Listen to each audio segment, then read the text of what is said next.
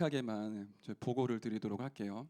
혹시 이 자리에 우리 청년부 중에 신앙생활을 좀 오랫동안 했는데 말씀도 많이 듣고 메시지도 많이 듣고 훈련도 많이 받았고 심지어 현장에서 캠프도 많이 했는데 신앙생활 하는 게 너무 답답하다라고 느껴지시는 분들 있지 않습니까? 여러분들이 신앙생활 하는 데 있어서 알 것 같으면서도 뭔가 풀리지 않는 문제들 때문에 지금 마음속에 답답한 그런 부분들이 이제 있지 않으시나요? 표시되지 않지만 사람들한테 얘기할 수 없지만 혼자만의 갈등과 고민 때문에 여러분 혹시 시달리지 않으십니까? 거기에 대한 답을 오늘 1부와 2부 예배 말씀을 통해 주셨습니다. 거라사인 지방에 귀신 들린 사람과 혈루증 여인이었죠. 이 시대의 불치병 중에 불치병이 뭐라고 생각하십니까? 이 시대의 진짜 병이 뭐라고 느껴지십니까? 저는 신앙생활이 되어지지 않고 하나님이 믿어지지 않으며 교회를 열심히 다니지만 응답과 평안함이 없는 게 너무 심각한 질병이라고 생각이 들어요. 정신적으로 문제는 정신과 의사가 말하기로 불치병이라고 했거든요. 하나님이 우리에게 주신 복음은 이 세상에서 그 누구도 해결할 수 없는 문제를 해결할 수 있는 복음입니다. 근데 왜 안 될까요? 그게 우리에게 조금 걸려있는 부분이죠. 아마 훈련을 오랫동안 받으시고 메시지를 오랫동안 들으셨던 분들은 복음을 안다라고 생각하실 거예요. 심지어 이제 어떤 교역자, 사역자, 메신저가 와서 메시지를 하면 여러분 가슴과 마음 속에 나름대로의 기준을 가지고 채점표도 있겠죠. 그렇기 때문에 사실 말씀받지 못하거든요. 그 채점표를 가지고 결국에는 나 자신을 채점하기 때문에 복음으로 나를 살릴 수 없고 복음으로 내 영적 문제를 치유할 수가 없습니다. 어쩌면 우리는 복음이 쏟아져 내려오고 있는 이 홍수 시대에 마실물이 없는 것처럼 복음을 놓치고 있는지도 모릅니다. 진짜 여러분에게 와 있는 문제 무엇일까요? 저는 복음 빈곤, 복음 빈약이라고 생각을 하거든요. 구원의 길을 불신자 진짜 똑똑한 애들을 한 서울대 가는 친구들 영적 문제 조금 덜하고 성공한 애들을 이 자리에 앉혀놓고 2박 3일 동안 복음의 길, 구원의 길만 계속 가르친다. 그럼 걔네들이 구원의 길을 못 할까요? 줄줄줄줄 막 외우겠죠. 성경 구절도 막 쓰면서. 근데 생명은 없다는 거. 우리가 복음을 알았다라는 거는 지식적으로 알고 교리적으로 알고 신학적으로 알고 말을 많이 할 수 있을 만큼의 내용을 갖춘 게 아니라 내 인생의 메시지로 딱 붙잡는 거거든요. 아브라함 링컨이 갈라디아서 3장 28절에 그 언약 붙잡고 일평생 정치에 있을 수 있는 메시지를 붙잡은 것처럼 복음을 내 인생의 메시지로 붙잡게 되면 그 복음이 나에게 적용되어지고 성취가 되어지죠. 복음에는 너무나 풍성한 내용들이 사실 많이 담겨져 있습니다. 우리가 구원의 길 달달달달 외우는 것과 비교할 수 없는 많은 비밀들이 숨겨져 있어요. 그 예수 이름이 얼마나 대단합니까? 영접하는 자, 곧 그 이름을 믿을 때 하나님의 자녀가 되는 권세를 주신다. 그 안에는 우리 인생의 모든 것들이 들어가 있잖아요. 그 이름은 죄와 사망과 사단의 권세를 꺾을 수 있는 유일한 이름이다. 인간이 가지고 있는 진짜 문제는 영적 문제, 정신 문제, 내면 문제인데 그 문제를 그 어떤 학문과 물질과 사람의 말로 치유할 수 없단 말이에요. 그거를 단번에 영원히 완전히 해결할 수 있는 이름이 예수 이름이에요. 그래서 하나님께서 예수 이름을 모든 이름에 뛰어난 이름으로 주셨고 하늘에 있는 것, 땅에 있는 것, 땅 아래 있는 모든 것들이 통일되어지는 이름으로 주셨다. 그 이름을 진짜 알 때, 진리를 진짜로 알 때 너희가 자유하게 되리라. 우리가 어디서 자유합니까?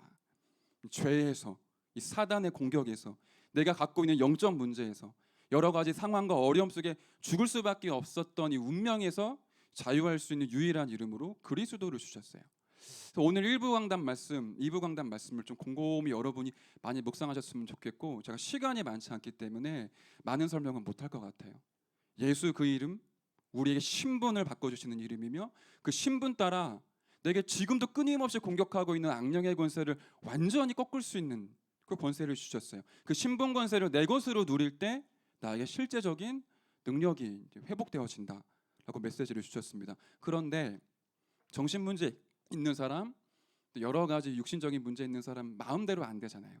그래서 우리의 영적인 상태라는 게 굉장히 중요한 거죠. 그래서 우리에게 주신 답이 깊은 기도를 통해, 깊은 말씀 묵상을 통해, 깊은 호흡을 통해 집중할 수 없고 불신앙할 수밖에 없고 오만 가지 생각으로 가득 찰 수밖에 없는 나의 이 내면의 상태, 영적 상태를 조금씩 바꿔가는 거죠. 그리고는 말씀에 집중하는 겁니다. 내 생각 속에 인간적인 말, 내 개인의 기준, 나는 안 돼, 나는 실패했어, 나는 왜 이렇게 힘들까, 나는 너무 어려워, 누구한테 가지? 그럼 모든 생각들이 사라질 만큼, 사람의 말이 없어지고 들려지지 않을 만큼 복음에 집중해 보는 거예요. 말씀 안에 많이 있습니다. 그리고 나의 진짜 영적 상태를 주님께 그대로 내어놓는 거죠. 하나님, 저는 안 됩니다. 하지만 하나님은 하실 수 있습니다. 혈루증 여인이 옷자락만 만지고도 승리하고 치유받았는데, 저는 오늘 예수 이름 부르면 치유될 줄로 믿습니다. 나의 문제를 알게 하시고 나의 신분을 알게 하시며 내게 이미 주신 응답과 능력을 진짜로 알게 하옵소서. 고 기도할 때 성령께서, 그리스도께서 모른 채 하지 않으세요. 예수 이름 붙잡고 그 권세를 사용하며 그 신분을 누릴 때 성령이 저와 여러분의 영육 간의 깊은 부분들, 내가 도저히 터치할 수 없고 볼 수도 없고 만질 수도 없었던 부분들을 성령께서 터치하시고 바꾸어 나가기 시작을 하세요.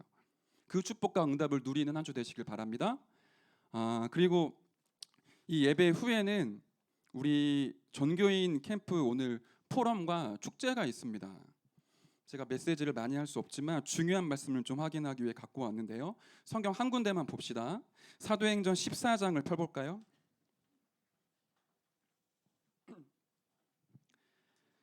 사도행전 14장 26절부터 28절 우리 한 목소리로 함께 읽도록 하겠습니다. 사도행전 14장 26절부터 28절입니다. 함께 읽겠습니다. 시작. 거기서 배 타고 안디옥에 이르니 이곳은 두 사도가 이룬 그 일을 위하여 전에 하나님의 은혜에 부탁하던 곳이라. 그들이 이르러 교회를 모아 하나님이 함께 행하신 모든 일과 이방인들에게 믿음의 문을 여신 것을 보고하고 제자들과 함께 오래 있으니라. 아멘.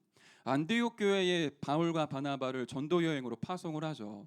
전도 여행을 마치고 와서 바울과 바나바가 현장에서 실제로 역사하셨던 하나님의 일들을 이제 보고하고 포럼하는 장면들이에요. 얼마나 감격적이었을까요? 전도 현장에 죽어가는 영혼들이 복음으로 치유되어지고, 그렇게 핍박하던 유대인들이 그리스도 예수 이름 앞에 무릎을 꿇고, 영세전부터 감추어졌던 제자들이 일어나며 현장에 지속되어질 수 있는 말씀 운동의 시스템이 세워졌다. 안디옥 교회가 이 바울과 바나바를 파송하고는 집중적으로 기도했는데 그 응답을 보고와 포럼을 통해 나누었어요.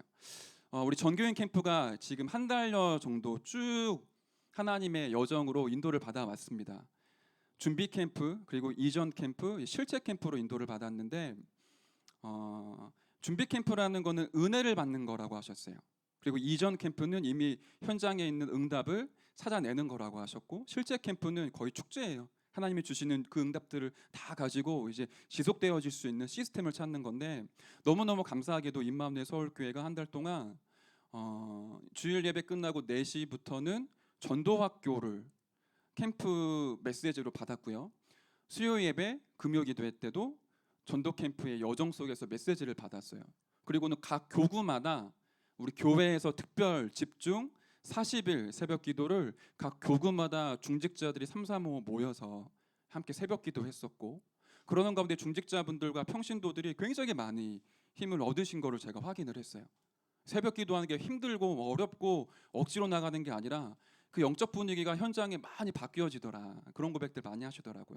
그러던 가운데 우리 집중 합숙 훈련도 진행이 됐었어요. 70인 전문 합숙, 전도 합숙까지 진행이 되면서 오랫동안 훈련 받아 왔지만 현장이 끊겨 있었던, 전도 운동 할 수 없었던 중직자들이 힘을 얻고 사역자 일어나시게 됐고요. 그러고 나니까 교회 안에 빈 곳, 방치되고 버려진 곳들이 보여지게 되잖아요.